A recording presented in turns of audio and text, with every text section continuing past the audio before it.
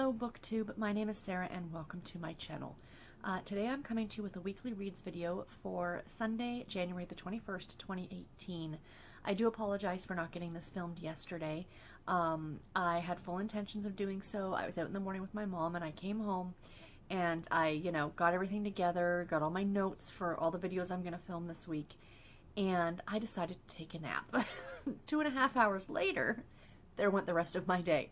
So yeah, naps are generally not a good thing. I obviously needed it, but I don't think 2.5 hours, I don't think qualifies as a nap anymore. I think that's pretty much going to sleep. And the other thing is I was almost done Practical Magic on audio, and I thought, you know what, let's just finish it yesterday and then I could have it to talk about today. So all that being said, let's jump in and get started. But first of all, what am I currently drinking? It is a coffee from McDonald's. It is, what time is it? It's about 11 o'clock in the morning on Sunday, and I'm obviously ready to go for the day, but I'm still drinking my morning coffee. I just reheated it. Just a McDonald's coffee with the Southern Butter Pecan from, I think it's International Delight makes the coffee creamer, and I really, really love it. So that's what's in my cup today. All right, let's jump into all the books that I finished this week. So first book that I finished this week was Girl with Guitar by Caisey Quinn. This is book number 1 in the Kylie Ryan series. I gave this book 3 stars. It does have an average rating on Goodreads of 4.02 stars. And I got actually 6 challenges completed out of this book. So the first one was the By the Numbers Quarterly Challenge, 3 words. I also got my very first task for the What to Read in 2018 challenge that I'm doing, which was read a book off the bookshelf of a group that you're a member of. And I think I pulled this one off the bookshelf for the RRC, the Romance Readers Reading Challenge group. And the next one is a new challenge that I'm doing. I don't know if I mentioned this one, but it's the A to Z Location Challenge. So essentially A to Z, different locations. I think I have mentioned this one before because I remember talking about Dublin. So this was for N, for Nashville, Tennessee.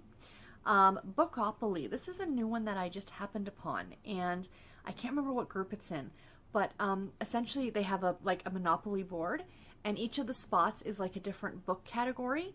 And you roll the dice, you can virtually roll dice like in one of the randomizer websites. I have the app on my phone actually for doing different random lists and things like that. And you roll the dice and then you get your spot, and it's like pretty much however many you can complete in a year. There's no like set number or whatever. But this was my first roll, and it was to read, it said book ban. And the way they say that is not just a book that's been banned, but maybe a book that you DNF'd at one point and then went back and finished. So this one counted because I did try to start reading this one a couple of years ago and I never got through it. So I counted it for that. The Anti-Alphabet Challenge. This is another one. I'm telling you guys, I'm all about the challenges. This one's really fun. It's not your typical A to Z challenge, like title challenge. This is the Anti-Alphabet Challenge, which means for each letter, you've got to find a title that letter is not actually in. So that's kind of fun. So this was for B. And the last one is 2018, Where Are You Reading? And this one I'd been looking for something like this. I saw like the location challenge from A to Z, which is really fun. But this one is all the U.S. states. So it's like essentially read a book from every single U.S. state. So this one's going to be kind of fun to complete, I think. This is something I've had on my mind for the past couple of years just as a personal challenge, to try and read a book, a different book that takes place in every state.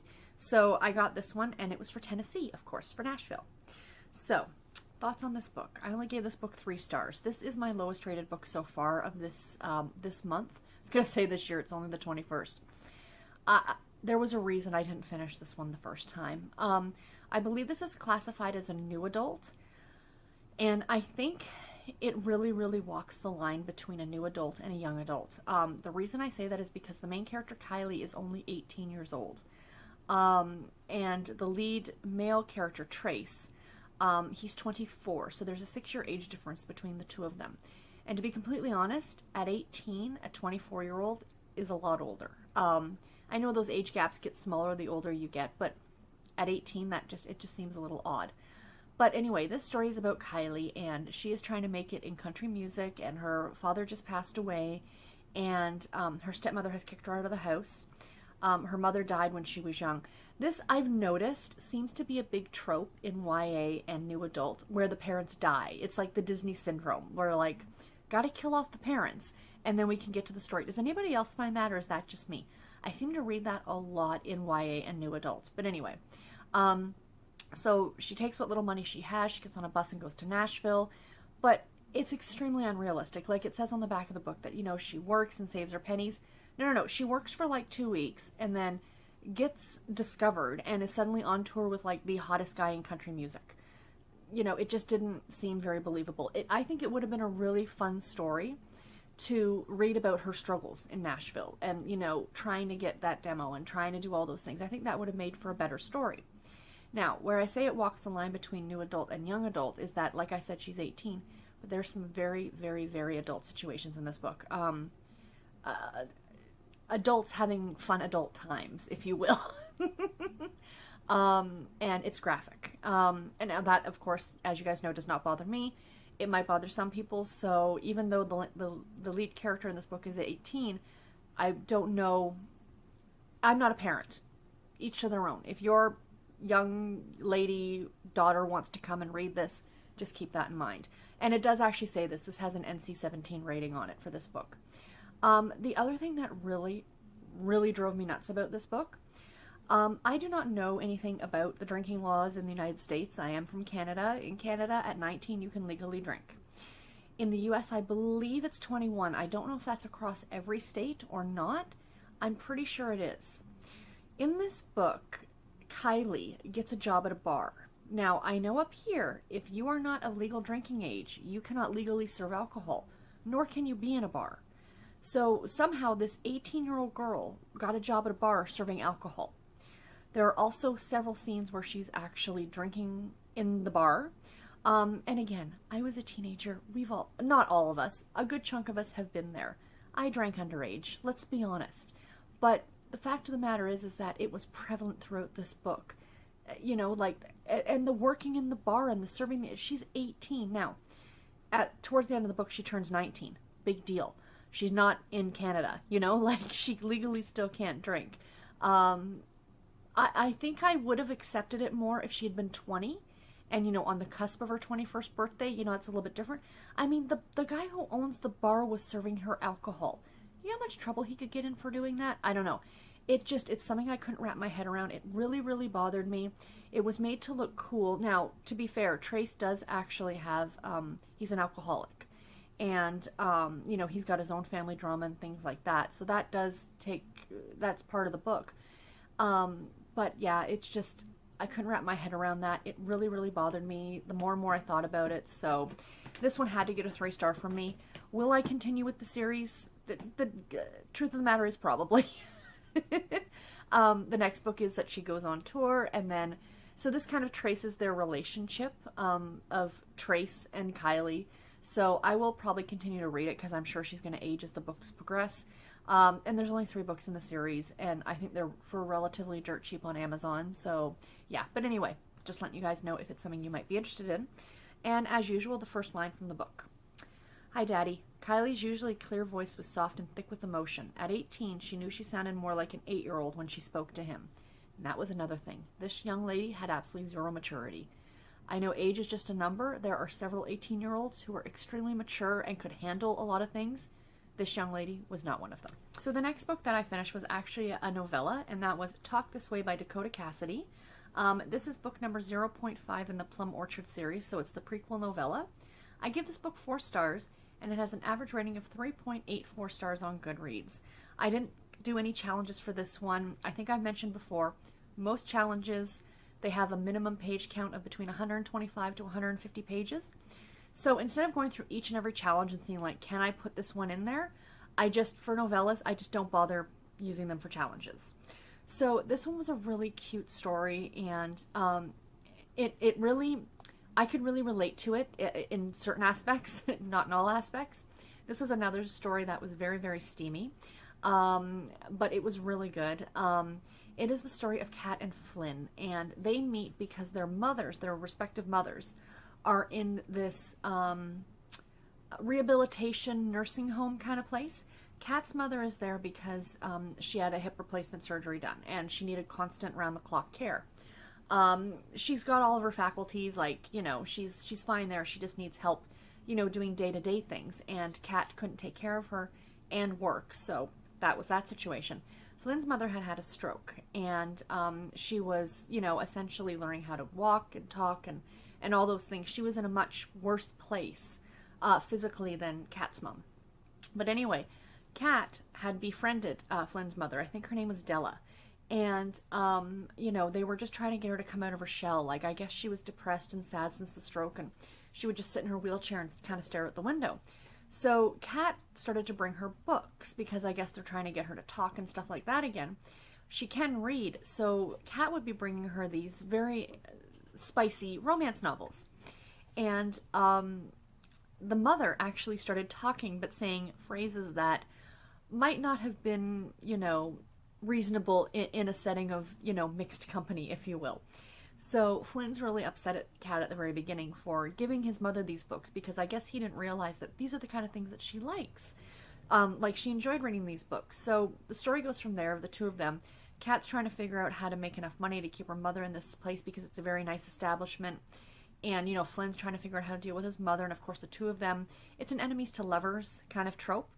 And then Kat ends up getting a job, which is where the series starts, this Plum Orchard series. And the job is, she actually ends up being a manager for a phone sex operator business. And it's a legitimate business, and there's a whole other story with that. And then that story, that whole business, is what the series goes into, the rest of the book. So this is kind of meeting the original characters, if you will. This story resonated with me in a way with the whole relationship with Flynn and his mom. Because I've got a personal story that kind of goes with it, and I just thought I'd kind of tell you guys rather quickly, just to maybe make you understand a bit more why I found that part of it so endearing. About 8 years ago, my mother had a stroke, and it was bad. It was touch and go for a little while.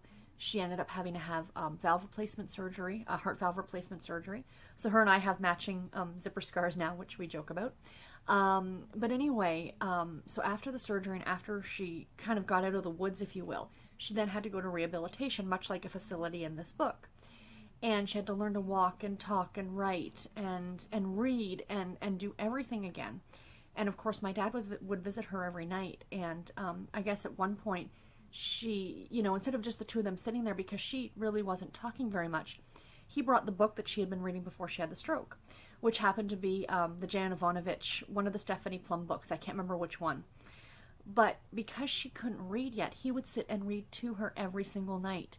And I just, like, when I read that in this book, that's what Flynn and Kat were kind of doing with Flynn's mother, it really resonated with me. And the funny thing about my story is that Dad ended up loving the book. And, you know, once Mom could start talking and stuff like that again, they continued on with the series, because she was at that facility, I think she got there in early July, and she didn't come home until almost her birthday in late September. She calls it the worst summer camp she's ever been to. I'm so glad we can joke about it now. But anyway, they went through about 4 or 5 books, and when Mom got home, Dad went back and like reread like the beginning of the series and like caught himself up. So I just thought that was kind of awesome. But yeah, that really kind of personal story. I really did like this book, and I'm very much looking forward to getting to book number 1 before the end of the month. The next book that I finished was Red's Hot Cowboy by Carolyn Brown. This was narrated on audio by Anne Marie Lee. This is book number 2 in the Spikes and Spurs series. I gave this book 3.5 stars. Has an average rating of 4.20 stars on Goodreads, and I got 3 challenges completed out of this one. This was for the Triple RC challenge for January. It was challenge number 2, Olympian Gods and Goddesses Aphrodite, was read a story with a hot main character. This one fit the bill.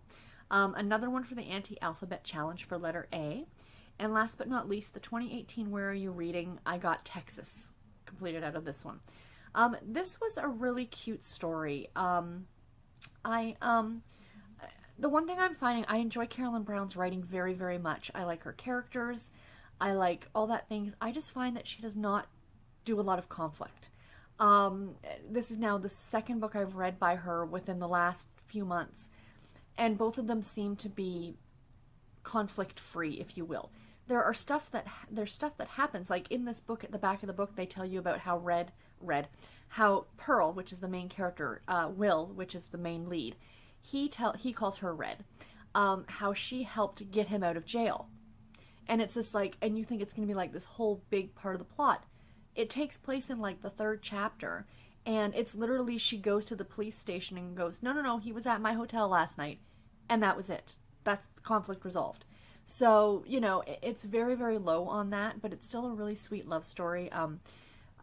You know, Pearl runs an inn, if you will, in the small town called Henrietta, Texas, and Will arrives at her hotel on Christmas Eve because there's a power outage and he needed to be somewhere where there was like electricity, and she was the only place that had electricity within, you know, a certain mile radius.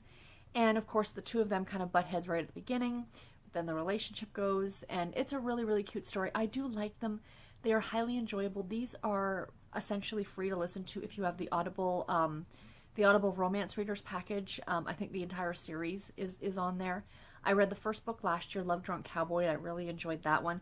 And those two characters, Austin and I can't remember the lead male, they both make an appearance in this book several times. So they're really cute stories. And what I like about them too is that they're not overly spicy. You know stuff is happening, but you're not in the room when it happens. Do you know what I mean? So that's always kind of nice as well. So the first little bit from this book is, the lights went out in Henrietta, Texas. Everything west of the bridge into town was black. No streetlights and very few humming generators, but the flashing neon sign advertising the Longhorn Inn Motel still flickered on and off, showing a bow-legged old cowboy wearing 6 guns, a 10-gallon hat, and a big smile as he pointed toward the vacancy sign at his feet. The one thing I want to say about the narrator on this is very, very Texas. I mean, when I would be listening to this, I would finish listening to it and I'd find myself wanting to talk in that accent because it kind of gets into your head. Do you know what I mean? Really enjoyable. I really, really enjoyed the narration on this one too. The next book I finished was also another novella, and this one was on audio.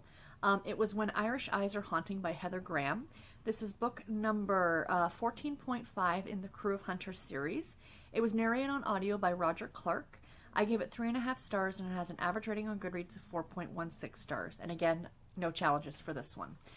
This was Devin and Craig, and or Devin and Rocky, as he was known. They appeared in book number 13, which was The Hexed, and you know their relationship, and now they're on their honeymoon, and they're in Ireland. And this was a really, really fun little novella. I think it was only like 3.5 hours long on audio. The narration on this was really good. The gentleman was actually Irish, and it was really nice to hear that great Irish accent, especially with the book taking place in Ireland. The only issue I had with the narration was the fact that the gentleman didn't do the greatest American accents, and Devin and Rocky are both American. So it's kind of, you know, you really couldn't differentiate between which character was speaking, but for a novella, I was able to overlook it. Yeah, so anyway, Devin and Rocky arrive at Devin's old family home. She's not from Ireland. She was born in America, but she has family still living in Ireland. And one of her great uncles passed away, and they say it's because of the banshee. So that, of course, comes into play. You know, these stories can be paranormal. They are a lot of fun. They're highly enjoyable. This one actually had me guessing right up until the end. And towards the end, I'm like, okay, I think I had it figured out. And then it came out of left field, and I'm like, really? So, you know, but it made sense, you know, after the fact, and I really, really did enjoy it. This was a great addition to the series, and yeah, I'm looking forward to continuing. So, the first little bit from this one. Ah, you can hear it in the wind, you can, the mournful cry of the banshee, Gary Duffy, known as Gary the Ghost, exclaimed, with wide eyes, his tone low, husky and haunting, along with the sound of the crackling fire. So, that should just tell you what kind of a mood this book will put you in. The next book that I finished was Wanderlust by Roni Loren. I gave this book 4.5 stars. It has an average rating of 3.85 stars on Goodreads, and I got 4 challenges completed out of this one. The first one is the By the Numbers Quarterly Challenge for 1 word. The next one is another for the What to Read in 2018. This is task number 2, which was if you click on recommendations and you read 3 books from 3 different lists. I didn't even know this existed. There's a recommendations tab. I think it's on your profile maybe, or in your books. And if you have different shelves on Goodreads like I do, like I have them for like every month of the year, you know, and then I put the books in there for what book I read that month. I also have like Harlequin lists and all kinds of things. They will give you recommendations based on books in those lists. So this one happened to be one of the books that was recommended, and the cover kind of jumped out at me. The next one was another one for the anti-alphabet challenge for letter C. And the last one is Where Are You Reading? And I got the state of Louisiana because this book takes place in New Orleans. This was a really good story. I expected this one to be rather fluffy, judging from the cover and judging from the description, but I didn't realize till afterward that this was a Rita Award winner for 2017. The Rita Awards are the romance novel awards, essentially, and they're kind of a big deal within the romance book community. And, oh, by the way, stay tuned for February. Me and Sissy from the BookTube, the Romance Queen of BookTube, I'm sorry, Sissy, we have a very special read-along coming in February, so stay tuned for that. But anyway, this was an award winner, and I can absolutely see why.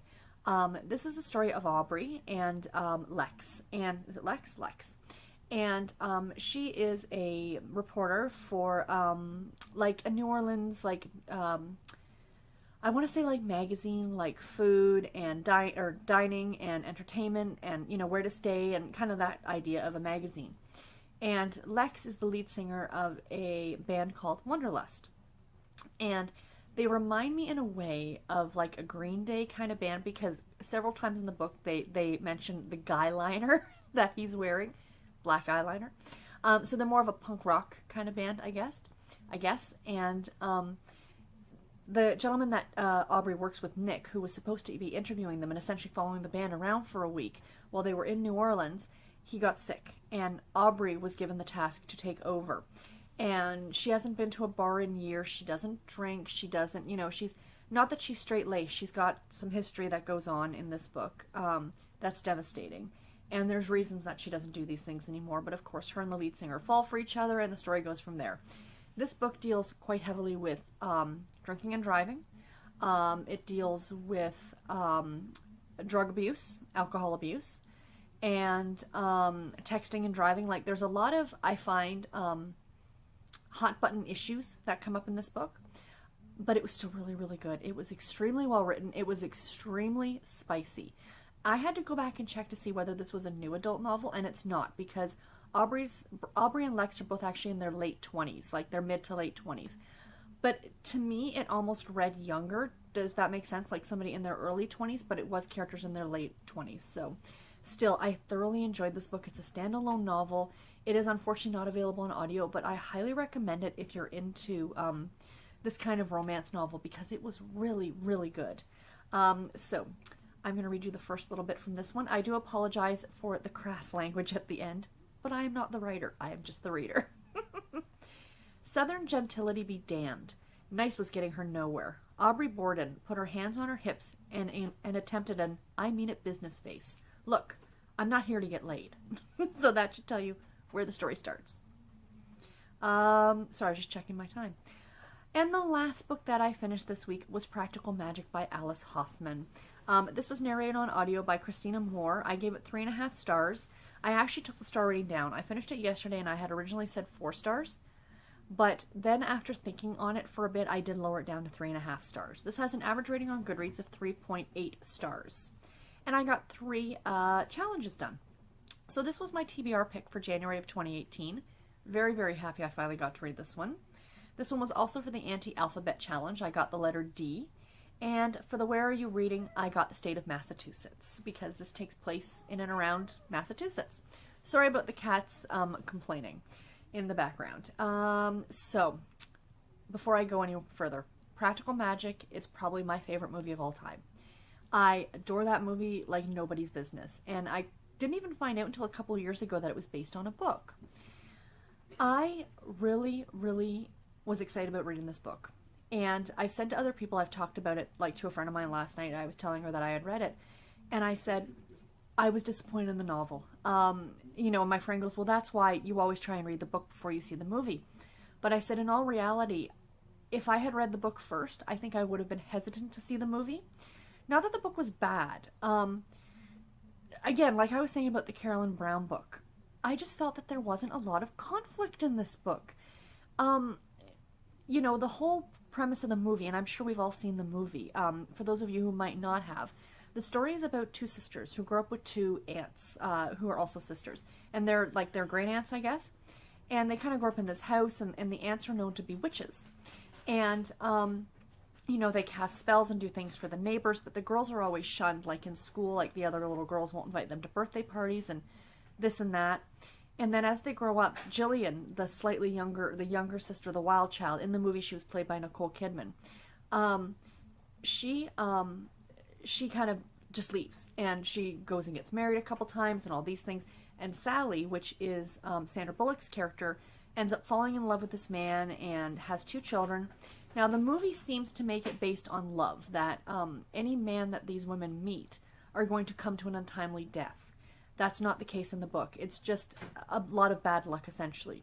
So in the book, Jillian shows up on Sally's front door with the dead body in the car. Now, it's been a couple years since I've seen the movie, and like I said, it's one of my favorites, but certain details get muddled. I cannot remember, I think she had killed him and then, like, accidentally gave him too much nightshade to get him to stop drinking, and then calls Sally, and Sally kind of helps her, and then they bury him in the backyard, and this is what happens in the book, too. And then, you know, this stuff happens, and he essentially starts haunting them. So, of course, the aunts step in to correct it. And there's this whole spell done in the movie, and the neighbors come over to help get rid of him, and all these things, and it's a great part of the movie. In the book, the aunts show up, and essentially, like, do one thing, and then it's all done and over with. So, like, no conflict, no exciting climax to the story, if you will. In the book, the daughters, Sally's daughters, are also quite a bit older. They're in their teens. The older one is 16, and the younger one, I think, is 13. Again, it's not that I didn't like the book. I did really like the book. But, I don't know, maybe just because I love that movie so much, and I'm glad to read the source material of what it was based off of, but it's not a true, like, you know, it's not a true from book to screen adaptation. It was, I almost want to say it was almost like a retelling in certain aspects where they, and I did go back because I have the movie on DVD, and I do plan on maybe even watching it tonight or tomorrow, but I was watching one of the trailers on YouTube, and they do make it seem very, very cutesy. And the book is not cutesy. There's a lot going on. The one other thing that kind of bothered me, especially listening to it on audio, I find because, you know, if I'd be listening to it in the lunchroom and somebody would come in and say hi, and, you know, you kind of take the one earbud out and you'd wave hello and say hi for a minute and go back to what you were listening to. Usually I don't have to go back and listen again. But in this case I did, because she would start talking about something that was happening in current, and then they would go back to a memory of the childhood without a logical break, and it seemed to ebb and flow like that throughout the book, so it was a little frustrating. I'm glad I read it, and I really like the writing style. I'm going to try some more by Alice Hoffman. I've never read her before, so I really enjoyed the writing, and the narration was on par. Like, it was fantastic. My only thing that I didn't like in the narration is that, for some reason, the narrator's voice made Jillian's voice a lot deeper, almost like a guy, and it was a little weird, but it could have been the fact that I was listening to it at a higher speed as well, so that always plays a factor. So the first line from this book. For more than 200 years, the Owens women have been blamed for everything that has gone wrong in town. Again, one of my very favorite movies of all time. And if you have not seen Practical Magic, please go watch it, because it is a fantastic, fantastic movie. So let me quickly tell you about what I'm currently reading. My current audiobook is Discovering Pride by Jill Sanders. This is book number 2 in the Pride series, and this is being narrated on audio by Tanya Eby. I find she has a very, very distinct narration. I knew right away, without even looking at who the narration was, when I started listening to it last night, I'm like, oh yeah, it's Tanya Eby. It's funny that now that I'm listening to so much audio, I'm starting to pick out narrators. Do you know what I mean? This is a friends to, and I always want to say friends to enemies love story. No, it's an enemies to lovers story. Lacey has lived in town her whole life, and Aaron is new to town. He's taken over his grandfather's medical practice, and the two of them kind of have a love-hate relationship. Actually, I shouldn't say that. He's in love with her. She wants nothing to do with him, so it's him trying to win her over, and it's really, really cute so far. I'm enjoying it. My current ebook is Happy New Year, Baby Fortune by Leanne Banks. This is book number 1 in the Fortunes of Texas Welcome to Horseback Hollow series. This is the story about a single mom and her neighbor, and her and the neighbor have been friends their entire lives. She is best friends with his younger sister, so they've grown up together, like, you know, and now they're suddenly starting to see each other in a new light. She is a single mom. She's got a 6-month-old daughter, and he's a little apprehensive about babies. The writing's not bad. It's a simplistic little story, but it's really, really cute. I'm about 45% of the way through it, so I'm hoping to actually get it done by tomorrow. And yeah, I mean, I'm enjoying it. It's a cute enough read. So the last little thing, of course, I like to show you guys what I'm crafting on. And this weekend I've been working on my cross stitch. Now, this is not a cross stitch. If you guys have been watching me for a little while, this is not one that I've been working on. It's not the Zodiac one that I've been showing you guys. The same company, Clouds Factory, is doing another stitch along for 2018, and it's a mystery stitch along. So you have no idea what the whole picture is going to look like at the end, until the very, very end. The entire premise of this is legendary creatures, and that really excited me. When we saw like the sneak peek, it was Medusa. So it's essentially an alphabet sampler, and for each letter of the alphabet, it's a different legendary creature. And each month you get another piece, another couple of letters to add to the picture. So January got it started. We got the first one on January 10th. So I have to finish him, and then I need to finish Medusa, but I have L is for leprechaun. Isn't that adorable? Oh my gosh, I absolutely love it. I think it's just so cute. I've got to finish his little hat, and then I need to put the L in, and then underneath it will say leprechaun. And then over here is going to be, of course, M for Medusa. So hopefully I will have that done and be able to show you guys. But yeah, this is what I plan on working on for the rest of the day. I just think it's absolutely stinking so cute. And what's so exciting is that every month you're not going to know, because you're starting in the center as well. For those of you who don't cross stitch, it's always easier to start in the center of your work and work out, because you know, less chance of like losing, like, you know, if you start too high, you might run out of room at some point. So they're starting in the middle, so it's going to be fun each month to see which letters are going to be next. I mean, obviously they're going to jump off of whatever else you're actually doing here, but it'll also be fun to try and see exactly what creatures are going to be for each letter, which I think is going to be a lot of fun. But yeah, so that's what I'm working on this weekend. Anyway, guys, that is it for me. Oh, before I go, there's 2 very quick things that I want to talk to you about. Thing 1, I'm Dr. Zeus now.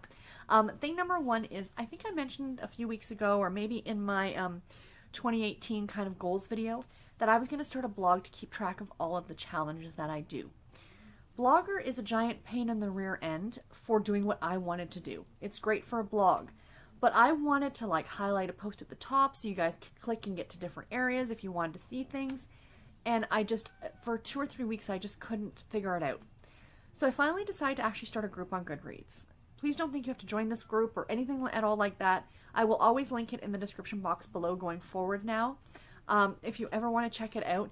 And I have it broken down into different subtopics. So I've got like monthly challenges, quarterly challenge, and then yearly challenges.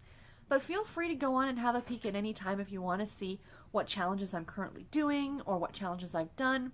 And, you know, then you can kind of look for them too. If that sounded like fun to you, you can go check it out yourself, that kind of thing. So yeah, I just thought I'd mention that I have that. The other thing I want to talk about, speaking of challenges, is the Pick It For Me challenge has been announced for February for the Triple RC group, for the Romance Readers Reading Group. Sign-ups were open until Wednesday, which is the 24th. So at 6 p.m., I think it's Central Standard Time. I will leave a link directly to the sign-up thread in the description box below. I loved doing the Pick It For Me challenge in January. Both of the books that I read, I absolutely loved. You will be matched up with somebody, so you are going to be responsible as well for picking books for somebody else. And just follow the guidelines, just read it. It's really, really easy. I got really overwhelmed when I first saw it and thought, oh my gosh, but it's really not that difficult. They do ask, though, that it's primarily romance that you put in there. So if you're not a romance reader, now there is 1,000,000 more pages. They also do a Pick It For Me challenge. I will post a link to that below as well. It's not strictly romance, but I think you have to mention what kind of books that you read, so you're kind of matched up with somebody similar. Do you know what I mean? So I'll post both those links in the description box below. I don't know if the 1,000,000 more pages group has closed their signups or not, so please don't quote me. But if it's something that you might be interested, please go ahead and join up. Now, you do have to be a member of the group to join, but like I said, I found it a lot of fun, and I wanted to make sure that I mention it to you guys if any of you were interested in participating in it as well. Anyway, guys, that is it. This video has been far too long. I appreciate you guys sitting down with me today. I do love sitting here and talking about these books with you. Please let me know in the description box below if you've read any of the books that I talked about, or are you reading any great books this week? And until my next video, guys, take care and happy reading. Bye.